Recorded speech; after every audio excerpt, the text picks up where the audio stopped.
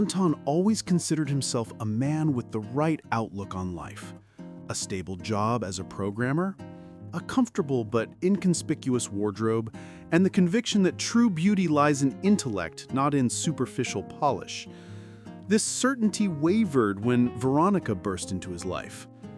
He met her at a charity evening, which he had attended more out of a sense of duty than any real desire. She was standing by the window, bathed in the sunset light, and looked like a fragile figurine made of Venetian glass. Long, wheat-colored hair cascading down her shoulders, and eyes the color of meltwater, which seemed to hold either indifference or a hidden sorrow.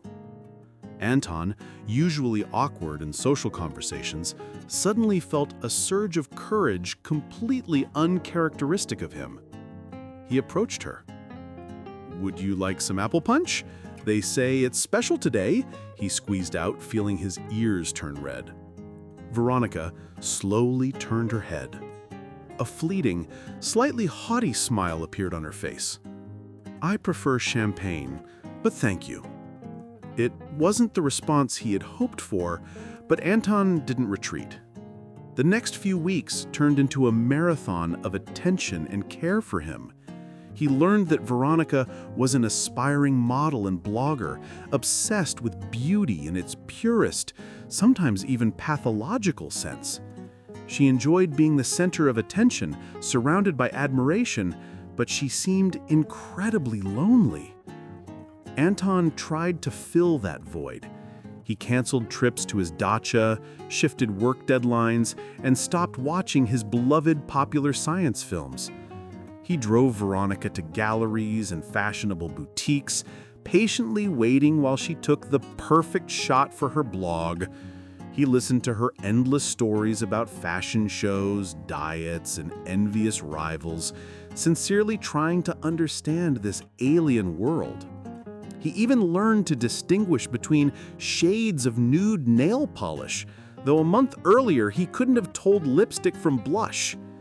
He gave her rare, expensive orchids, which she liked for their exotic, almost unreal beauty. He was her faithful squire, her shoulder to cry on, her free chauffeur and personal psychologist, always ready to support her, but never demanding anything in return. Anton believed that this devotion, this sincere admiration for his inner world would win her over sooner or later. He saw their future, cozy evenings, intelligent conversations, and Veronica finally feeling protected from the harsh fashion industry. He waited for the moment when she would look at him not as a convenient backdrop, but as her person. That moment came on a rainy autumn evening when Anton, mustering his courage, took her hand and said, "Veronica, I love you, and I want to be with you, for real." She didn't pull her hand away immediately, but her gaze became as cold as ice. She looked at him as if she had seen something ugly, something completely out of place in her perfect world. "Anton, you're so sweet. You're such a good friend, and you're very, very smart. But you have to understand, I don't need just a good friend. I need a man who will shine next to me. A man with fire, with passion. And you're so cozy. You're like an old favorite sweater." She gently pulled her hand away. "And I'm competing for Miss Crystal Crown. I need someone who isn't afraid to be beautiful and noticeable." "That's not you. I'm sorry." There was no malice in her words, only the absolute crystal clarity of her priorities. Anton felt his carefully constructed world crumbling. He was rejected because he wasn't beautiful enough, not spectacular enough. Veronica's words echoed in Anton's head, drowning out the sound of the rain outside. Cozy, like an old sweater. It was humiliating. He had spent so much time, so much emotional energy on her, and all he got in return was a condescending comparison to an item of clothing. Anger grew inside him, coiling into a tight, hot knot. rage at Veronica, at her superficiality, at her cult of external beauty which he had despised for so long and now had fallen victim to. And rage at himself for allowing her to break his heart so easily. The next day, he made one last desperate attempt to talk to her, to explain that true love isn't measured by brilliance and appearance. He went to her house, hoping that in a calmer setting, she would understand him. But Veronica didn't even let him in. "Anton, please don't make this complicated." Her cold voice came from behind the door. "We're from different worlds. You need to find someone simpler." That phrase was the last straw. Simpler. As if he were an unwanted item, a second-rate commodity. He turned around and left, while a real storm raged in his head. Anton spent the whole day trying to suppress the surging emotions. He paced around his apartment, restless, replaying every word, every look of hers in his memory. His usually rational mind was clouded by resentment and indignation. He remembered how she laughed at his old-fashioned tie, criticized his choice of sneakers, wrinkled her nose at his imperfect hairstyle. She saw nothing in him but the shell. And that shell didn't suit her. In the evening, a thunderstorm began. The sky darkened, thunderclaps shook the ground, and lightning tore through the gloom, illuminating the city with bizarre flashes. It was a real force of nature, and Anton felt a strange kinship with this external manifestation of his inner storm. He went out onto the balcony to let this chaos in, to feel its power. But soon he felt confined. He wanted to experience the thunderstorm for real, without barriers, to let the rain wash away all this pain and anger. Putting on an old jacket, he went out into the courtyard. The wind whipped his face, large raindrops instantly soaked his clothes, but Anton paid no attention. He raised his head to the sky, watching the dance of lightning. Each flash was brighter than the last, each thunderclap more deafening. He felt alive, even if shattered.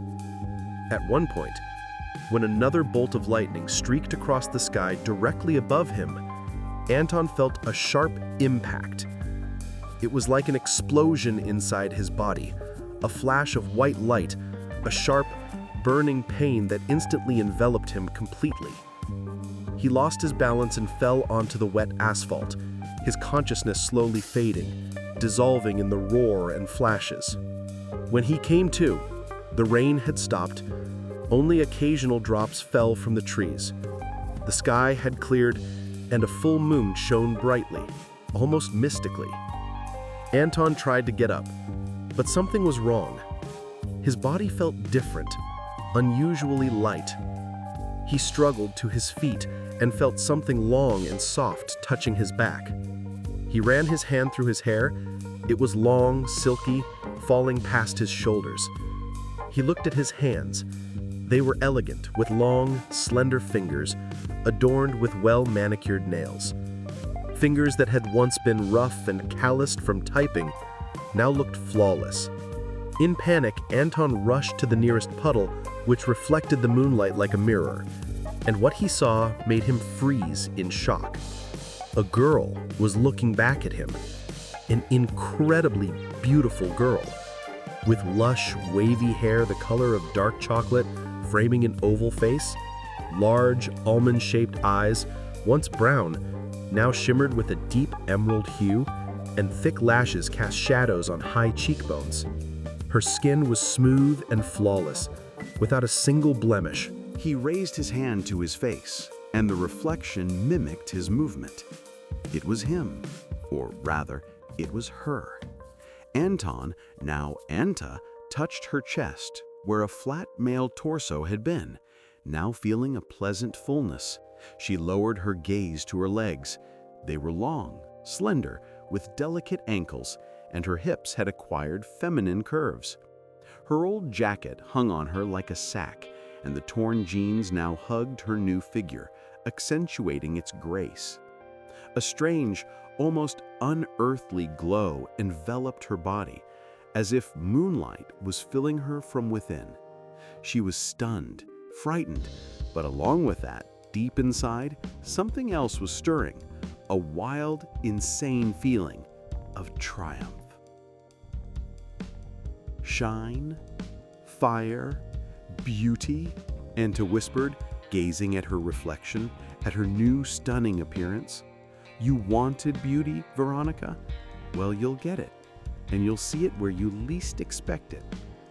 The thunderstorm had ended, but a new storm was just beginning in Anta's soul. A storm of transformation, revenge, and incredible possibilities. Anton's transformation into Anta took only one night, but the process of adapting to her new body and world took the next 3 months. Anta, she quickly accepted this name as a symbol of her new life, discovered in herself not only incredible beauty, but also formidable willpower. The resentment and anger towards Veronica became powerful fuel. She was determined to prove that the beauty Veronica so valued was just a matter of form, while the strength of spirit and intellect that he, as Anton, had built over the years, that was the true weapon. Anta immersed herself in the world she had once despised. She learned to walk in heels with the grace of a panther, mastered the subtleties of makeup and hairstyling, and studied model poses and runway techniques. Thanks to her natural analytical ability, she approached it like a complex programming task, studying every aspect in detail. She shed Anton's old coziness, replacing it with a steely gleam and an air of inaccessibility. Her target was the Miss Crystal Crown competition, the very one Veronica was so desperate to enter. It was a prestigious regional contest that valued not only perfect proportions, but also confidence, charisma, and stage presence. The grand hall was packed to capacity, blazing with spotlights and camera lenses. Anta stood backstage listening to the growing roar of the crowd. In a form-fitting silver dress adorned with thousands of small crystals, reminiscent of its crystal namesake, she looked dazzling. Her hair was styled in an intricate updo, and her emerald eyes burned with a cold, calculating fire. Her attention was drawn to Veronica, standing a little distance away in a shimmering gold outfit. Veronica was beautiful, as always, but her movements and gaze betrayed a nervousness typical of those who rely too heavily on others' opinions. She didn't recognize Anta, of course. No one would have. The competition proceeded as planned. The swimsuit round, the evening gown presentation, the intellectual stage, Anta's surpassed them all. The catwalk, where others simply walked, Anta glided. Every movement was precise and polished. Her walk held not a trace of the uncertainty that might betray a transgender contestant. She radiated absolute self-possession. Evening gowns. In her silver gown, she seemed like a living statue, embodying cold, perfect beauty. Intellectual round. Veronica struggled to answer questions about global issues, smiling awkwardly and trying to steer the answers back to fashion.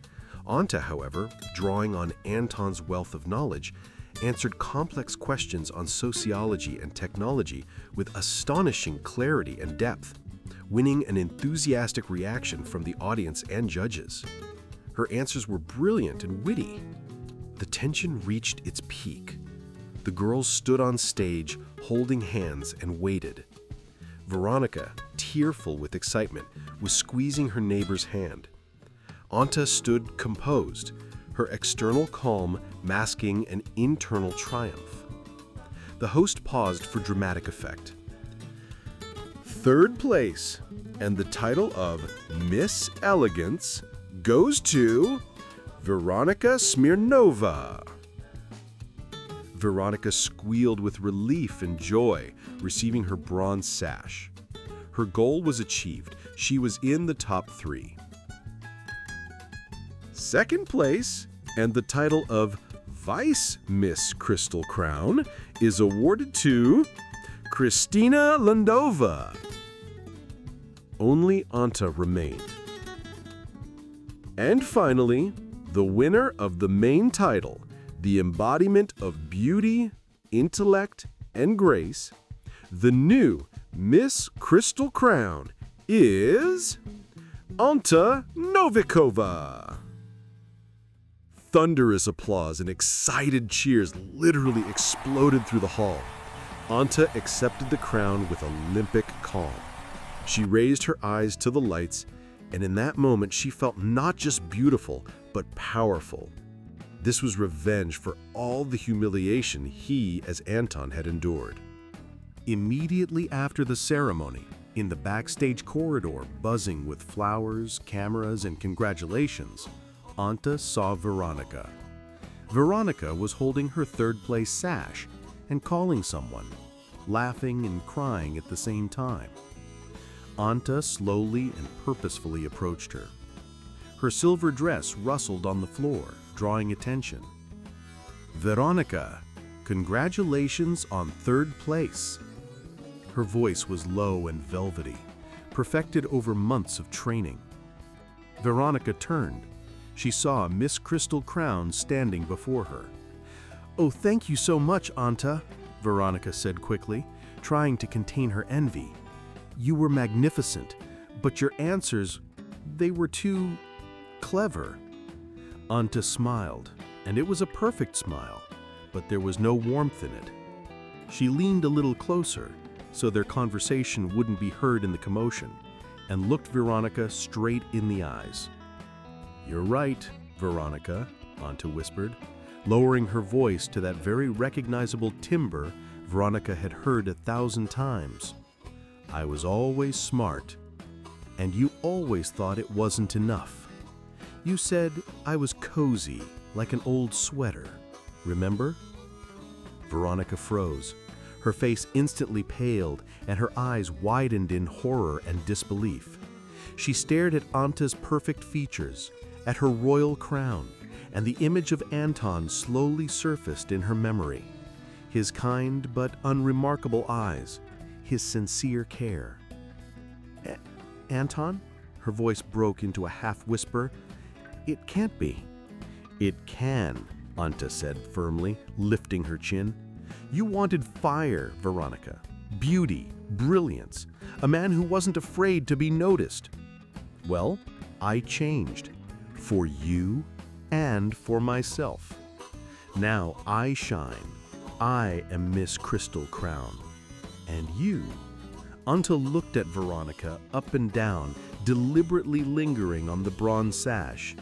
"You are in third place, behind me." Anta's words weren't loud, but they sounded like a verdict. Suddenly, Veronica, who had lived only for external beauty, saw that same beauty used against her in the most sophisticated way. She realized she had rejected real love for an illusion that had now become her humiliation. Tears, brought on not by the joy of third place, but by pure, maddening grief, streamed from Veronica's eyes. She fell to her knees right there in the corridor, covered her face with her hands, and sobbed, shaking with silent, desperate convulsions. Anta watched her for a second, feeling a fleeting satisfaction from the revenge, which was immediately replaced by a weary emptiness. The revenge was sweet, but it brought no peace. Turning around, Anta walked unhurriedly. The crown on her head sparkled under the spotlight, and her silver dress disappeared into the crowd, leaving Veronica alone, weeping on the floor, amidst the ruins of her world and the crystal dust of her ideals.